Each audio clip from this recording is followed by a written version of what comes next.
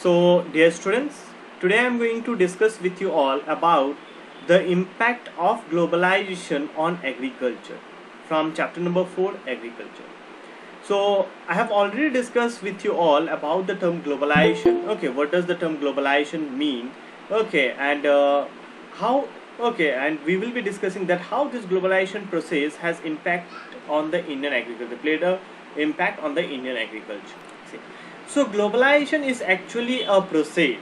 The term globalization, it basically refers to the process through which, okay, people living in different parts of the world, okay, they have came very close to each other. Okay, this process of globalization has helped in the exchange of ideas, okay, between different groups of peoples actually. Okay, means you can say the physical distance is same, but the people, okay, they came very close to each other. Okay, a very close bonding has been set up between different groups of people living in different parts of the world through this process of globalization.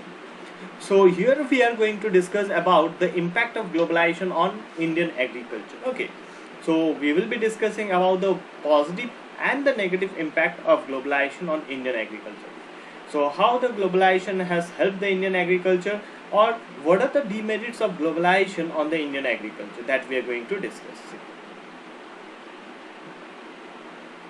So globalization is not a new phenomena, it was there at the time of colonization. Okay, so the term globalization is not a recent phenomena actually. Okay, it is not a new phenomena actually, but the globalization process, okay, the process of globalization, okay, it existed during the time of colonization also, or we can say that globalization, okay, the main phase of globalization, it started only during the colonial rule. Okay, when the Britishers, when the different European rulers actually, okay, they were expanding their you can say influence, okay, in different parts of the world. So at that time the pace of globalization, it got its momentum. So in the 19th century, when the European traders, they came to India, at that time too the Indian spices were exported to different countries of the world, and the farmers of South India were encouraged to grow these crops. So during the 19th century, when the European traders, they came to our country India, at that time, okay, the Indian spices were exported to different countries of the world, and the farmers of South India were encouraged to grow this crop.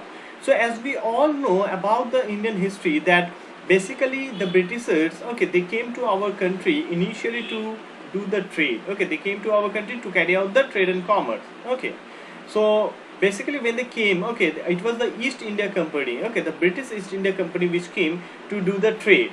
But later on, when they saw that there's a huge potential in India, okay, in different aspects, so they started ruling our country. Okay, they started creating increasing their influence on different kingdoms and also, okay, and they hold the larger part of our country came under the grip of these Europeans. Okay, and they started ruling us. So at that period of time, India was well known for its spices. Okay, India was well known, okay, for its spices, and the spices which were produced in our country, they were exported to different countries of the world. So during the colonial period, the European traders, they basically encouraged the traders. Okay, they basically encouraged the farmers to carry out with this spice cultivation. Okay, they encourage them to grow the spices and also, okay, so that the European traders, they can purchase the spices from the farmers, okay, from South India, and they can sell it, okay, in different countries of the world. Okay, so from the very earlier period, okay, from the very early period of colonization, okay, like globalization has been playing a very important role. So at that period of time, the Indian goods could reach different countries of the world because of this globalization process. And even today, we the people living in India, we are utilizing different goods produced in different countries of the world. Okay, and even the Indian goods are being sold to different countries of the world. Okay. So till today, it is one of the most important items of export from India, and even in the present day, okay, in this 21st century also, the spices are the most important items of export from India. Okay, even today, the different goods which we export to different countries of the world, okay, spices are one of the most important. So during the British period, the cotton belts of India was of India attracted the British, and ultimately cotton was exported to Britain as a raw material for the textile industries. So during the colonial period, okay, the cotton producing belt, okay, like India was one of the major producer of cotton. So this cotton producing areas, okay, it attracted the Britishers, okay, because the Indian cotton, okay, the cotton which was produced in our country, it was of far better quality, okay. So the Britishers, okay, they purchased this cotton from the Indian farmers, and they sent it to their country Britain as a raw material for their textile industries, okay. And the cotton textile industries which flourished at that period of time, okay, in Manchester and Liverpool, they used to use, okay, they mainly used the cotton, okay, which was cultivated, okay, which was produced in our country India. So you can say that in the earlier period of colonization, India was one of the major exporter of cotton to Britain. Okay, so Indian cotton had a great demand in different countries of the world. So how these goods or Indian goods could reach different countries of the world? Because of the process of globalization. Okay. And this process of globalization is even continuing in the present day also. Under globalization, particularly after 1990s, the farmers in India have been exposed to new challenges. So in the initial period of the colonial rule, we saw that the farmers, they were benefited because of this globalization process. Okay. But later on, with the passage of time, okay, mainly after 1990s, the farmers, okay, they started facing different challenges. Okay, they were exposed to different new challenges because of globalization. Okay, because because of this globalization process, it was not only India who was exporting different kinds of agricultural goods to different countries of the world, but the other countries were also exporting goods to different countries of the world. So a tough competition, okay, started between India and different agricultural product exporting countries. So despite being an important producer of rice, cotton, rubber, tea, coffee, jute and spices, our agricultural products are not able to compete with the developed countries because of the highly subsidized agriculture in those countries. Okay.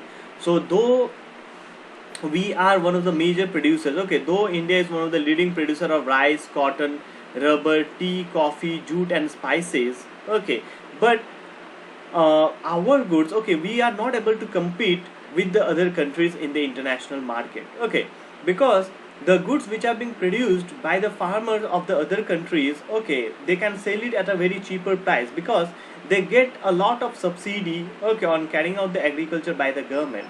And moreover, they are also using the modern technology, okay, the modern farming methods and all to carry out the agriculture. So this is why, okay, they can easily compete, okay, these countries can easily compete, okay, with the other countries, and whereas we, the like the farmers of India, okay, they are lagging behind. So this was one of the main drawback, okay, this was one of the main drawback of the Indian farmers which they experienced because of this globalization process.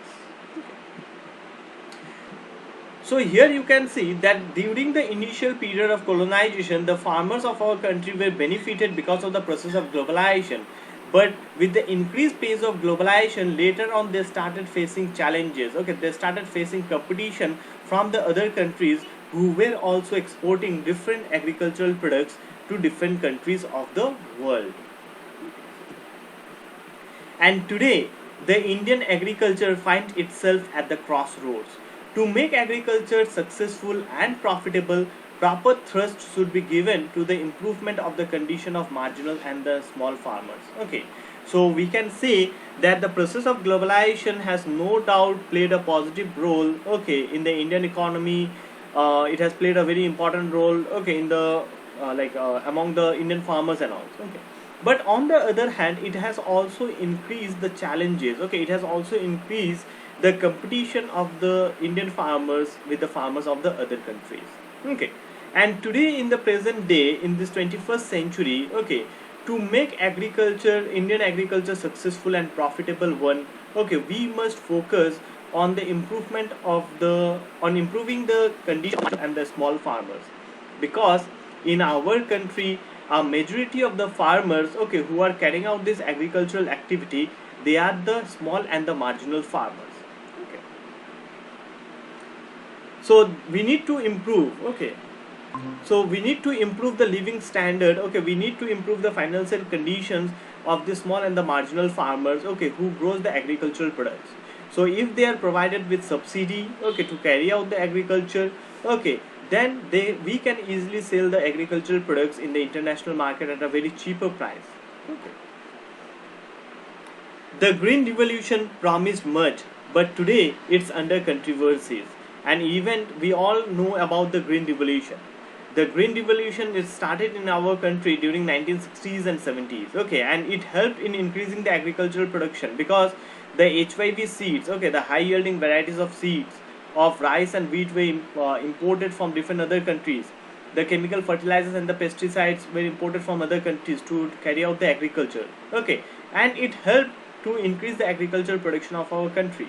But now it has been alleged that the globalization, that this green revolution has caused a lot of land degradation. Okay, because of the overuse of the chemical fertilizers.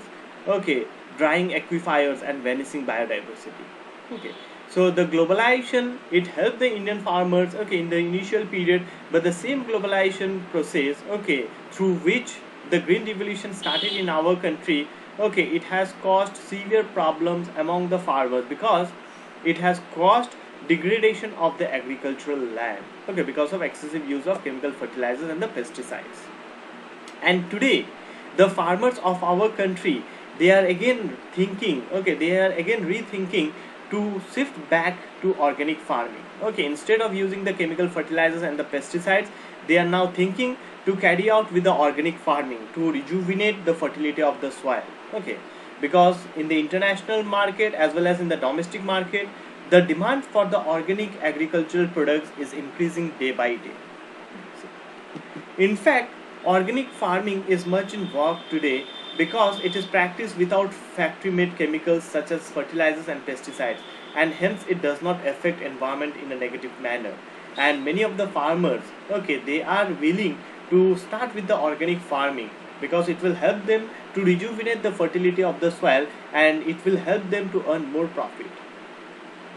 A few economists, they think that Indian farmers have a bleak future if they continue growing food grains on the holdings that grow smaller and smaller. That grow smaller and smaller as the population rises.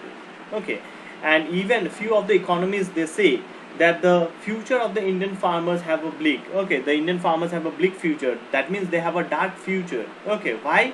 Because India is a country where the population is increasing at a rapid rate and the agricultural land is getting down day by day.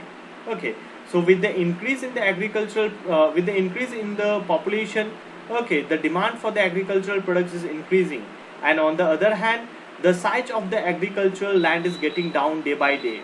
So the farmers, they are producing, okay, on that small plot of land, okay, they are producing the crops, okay, they are growing the crops on the small plots of lands, okay, which is providing them with a smaller output.